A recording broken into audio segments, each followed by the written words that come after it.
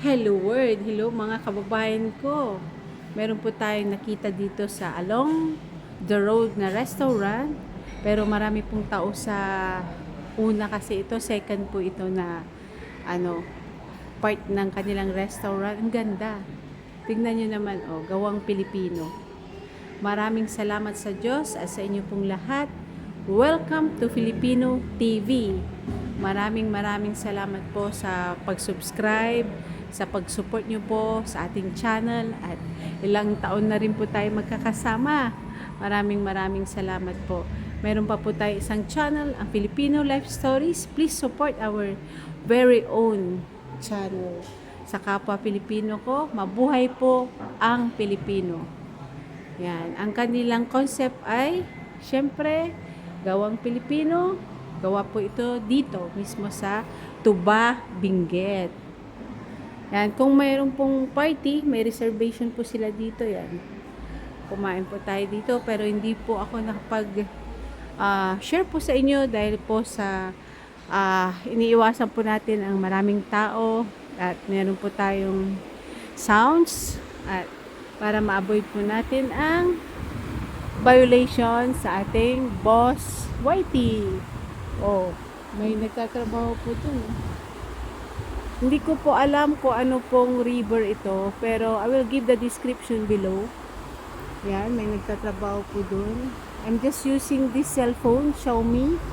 At sa next vlog po natin, i-share ko po sa inyo kung ano pong gadget yung ginagamit ko po sa ating pagbablog, sa ating pag-share. Ayan, ang ganda, relaxing. Oh, may mga kababayan po tayo nakatira po dyan. Ayan. Hindi po natin pwedeng i-focus na basta focus ng focus.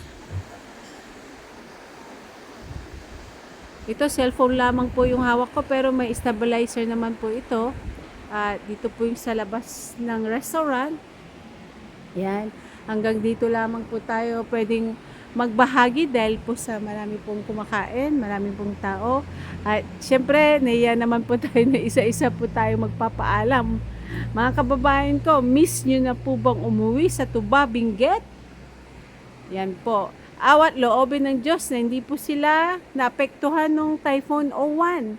Malakas na hangin lamang po daw ang tumama dito. Pero tignan nyo naman po yung pintuan na ganito. Ito po yung gusto ko sana eh. Pricey po yan eh. Yan. Yan po ang kanyang konsepto na pinili ng ating kababayan. Hindi po ako makapag-interview dahil po meron po tayong kumakain. At syempre, labag po yun sa copyright po natin. At irespeto po natin ang mga kababayan po natin. Hindi po tayo basta-basta na kulang kuha. Malaki po itong ano niya.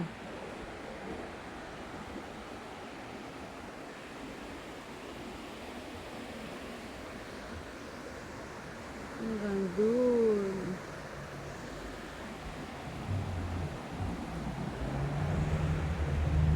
May tao pa dun eh. Gusto ko i-focus eh. Pero mga tao po yung nasa ano dun sa taas.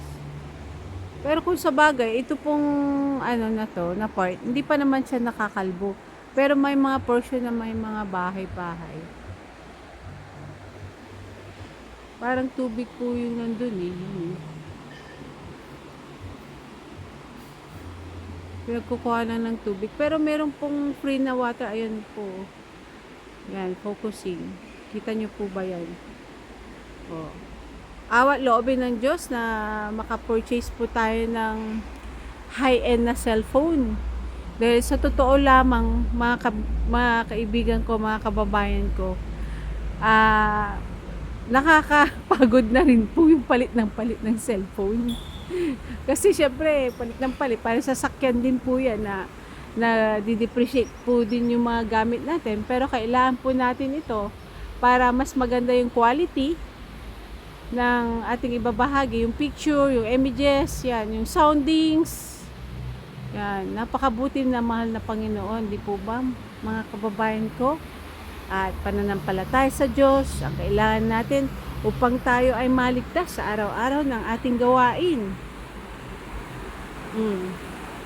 Ang buhay ng tao ay isang parang yan lang. O, pabalik-balik, agos ng agos. Tuloy ang buhay natin bilang Pilipino. At siyempre, ang lagi po nating idinadasal ang ating mga kababayan sa ibang bansa, ang ating mga OFW, shout out to everyone. Maraming salamat po. Ito na po yung kabuuan niya. O yan, ganda. O yan, ganda po. Oh, parang ito yung upuan na ano.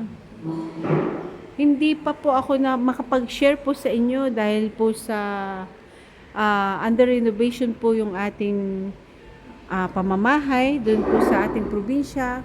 At syempre, pag meron po tayong